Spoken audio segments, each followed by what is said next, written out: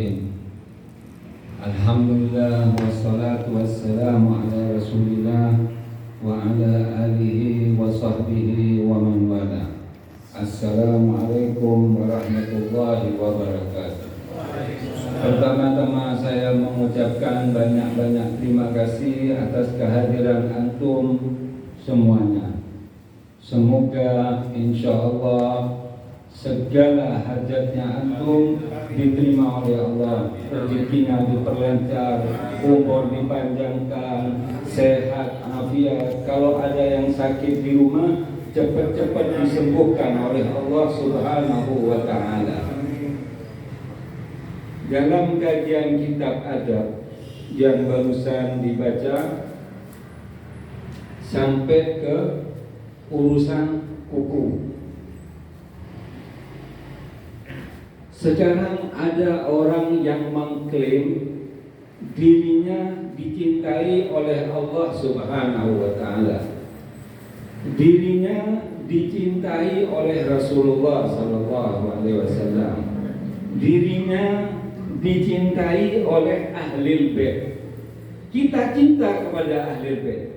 Apakah Ahlul Bait cinta kepada kita? Dengan perbuatan kita, apakah kita ini sudah benar? Sudah berada di jalan yang lurus? Apakah Allah, kita beribadah kepada Allah? Apakah Allah itu cinta kepada kita? Di mana kita bisa menemukan barometernya di mana? Di mana kita bisa tahu? Kita orang tiap hari sholat 5 waktu menghadap kepada Allah. Tapi apakah ibadah kita itu diterima oleh Allah apa enggak? Apa cinta kepada Rasulullah? Apakah Rasulullah juga cinta kepada kita? Cinta kepada Ahlul Bait. Kita mengklaim Ahlul Bait, Ahlul Bait. Apakah Ahlul Bait cinta kepada kita? Kalau perbuatan kita tidak sesuai dengan anjuran Allah, anjuran Rasulullah, anjuran Ahlul Bait, anjuran salafus saleh, jangan berharap kita akan dicintai oleh Allah. Muhammad Amin bin Idrus bin Syekh Abi Bakar bin Salim menggiring kita dengan kitabnya yang ada ini, menggiring kita agar kita itu dicintai oleh Allah dengan kitab-kitab ini. Kenapa? Ini kitab detail. Bagaimana caranya seorang muslim itu diajari bagaimana caranya masuk ke kamar mandi, bagaimana caranya memotong kuku. Kalau memotong kuku itu dari mana lebih dulu? Contoh sekarang, di antara jari-jari kita ini, katanya Imam Ghazali, di antara jari-jari yang ada, mana yang paling afdal? Apakah kita tahu? Nah, di sini diajari. Jari yang paling afdal itu jari ini. Kenapa jari ini yang paling afdal? Karena ini setiap kita tahiyat asyhadu an la ilaha illallah wa asyhadu anna muhammadar rasulullah setiap hari. Jadi ini jari yang paling mulia di sisi Allah.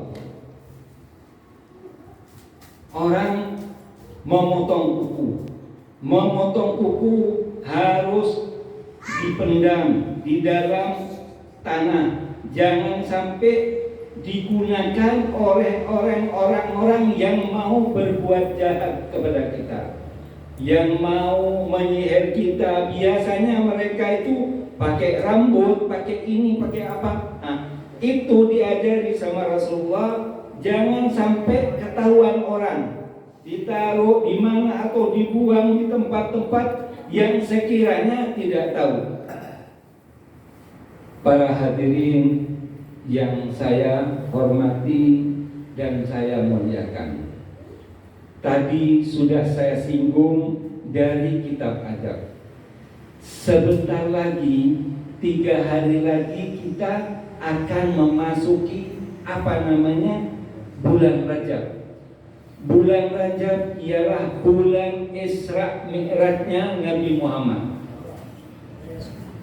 Tidak ada salahnya saya singgung, karena kebetulan pada sore hari ini tidak ada Ustadz Ali bin Mahsin Al-Haddad, tidak ada Ustadz Abdullah bin Mahsin Al-Haddad. Mereka sedang berangkat ke Malang. Saya dengar kabar dari Idrus Baru, mertuanya Ustadz Ali meninggal dunia. Jadi saya sebagai pengganti dari mereka. Sebentar lagi Isra Mi'raj, peringatan Isra Mi'raj di mana-mana diperingati. Di dalam Al-Qur'an dikatakan oleh Allah Subhanahu wa taala, Bismillahirrahmanirrahim. Subhanalladzi asra bi 'abdihi lailan minal masjidil harami ilal masjidil aqsa alladzi barakna hawla. Maha suci Allah yang mengisra mi'rajkan Nabi Muhammad. Kalau ada di Al-Quran, kalau ada kata-kata subhanallah didahului oleh kata-kata subhanallah, maka sesuatu yang akan dibawa ialah sesuatu yang sangat besar, yang sangat agung. Jadi kalau orang itu cuma mengandalkan akal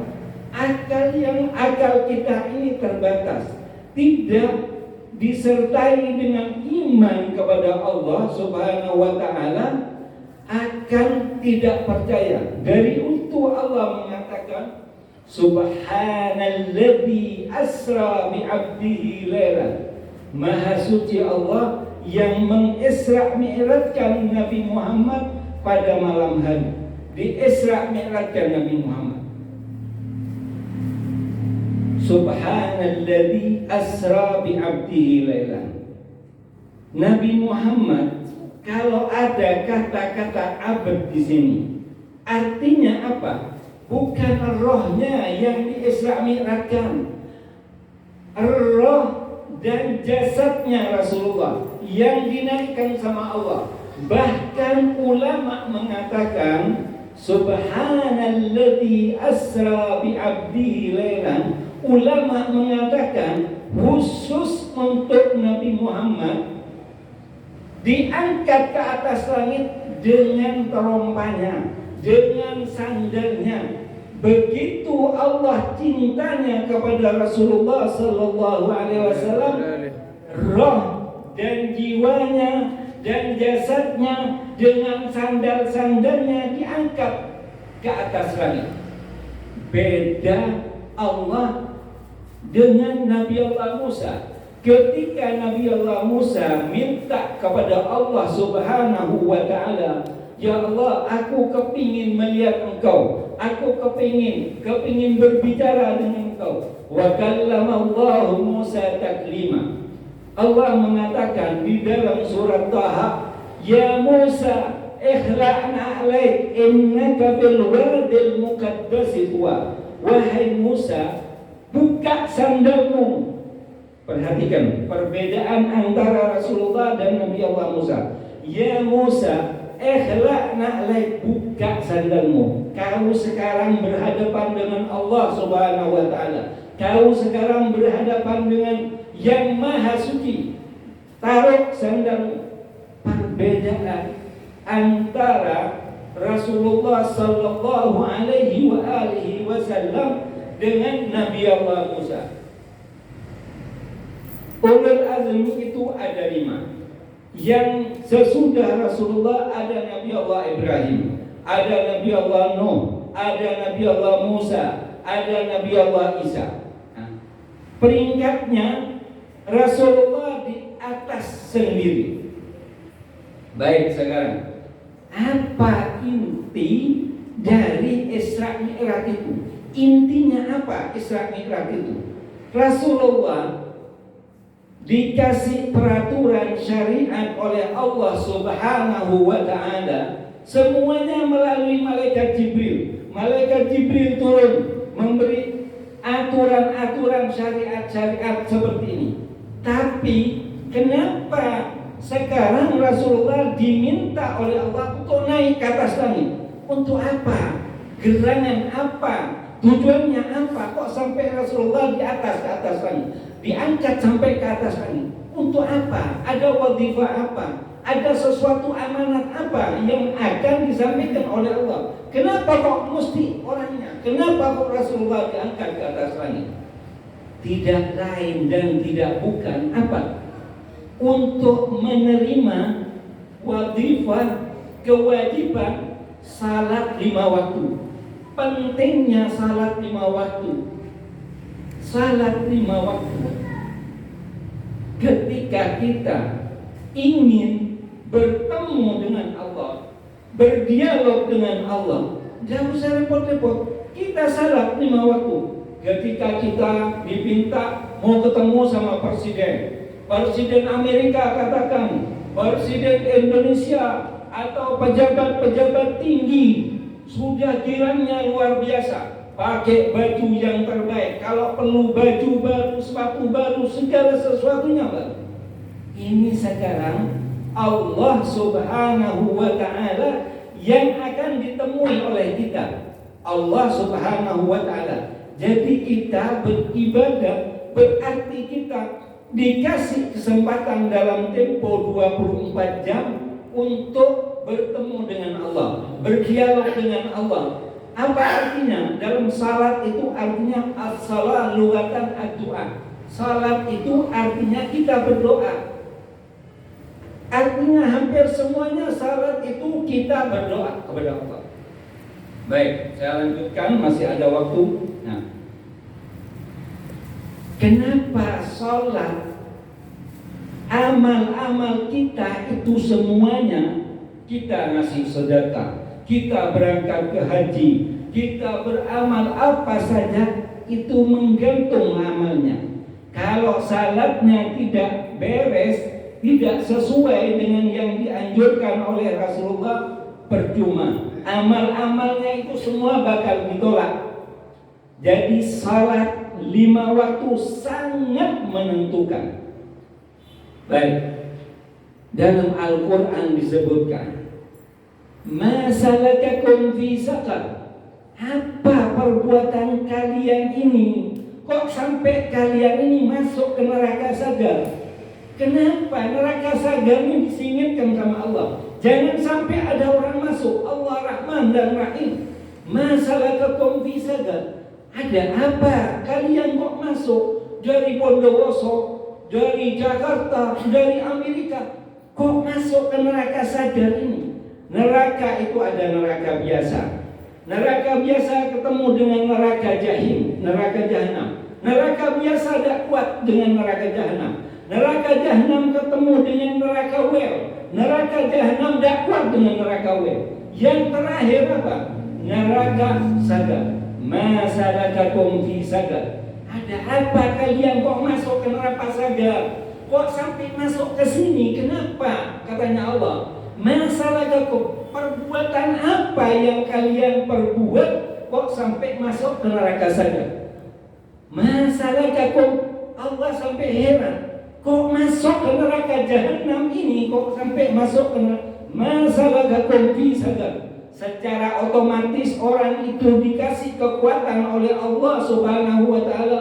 Qalu lam nakum minal musallin. Ya Allah, karena saya tidak salah. Bahayanya orang yang tidak salah 5 waktu. Lam nakum minal musallin. Ya Allah, saya tidak mengerjakan salat 5 waktu. Sesudah itu apa? Itu hubungan antara makhluk dengan Allah. Lam nakum minal musallin, antara manusia dengan Khaliknya. Sesudah itu apa? Walam nakum nut'imul miskin. Sesudah itu apa? Saya kaya raya, uang berlebihan, tidak pernah bersedekah kepada tetangga. Ada tetangga lapar, mestinya dikasih dengan uang saya, tapi saya pura-pura tidak tahu. Lam nakum minal musallin walam nakum nut'imul miskin. Mungkin itu yang bisa saya sampaikan. Wal afu minkum. Wassalamualaikum warahmatullahi wabarakatuh.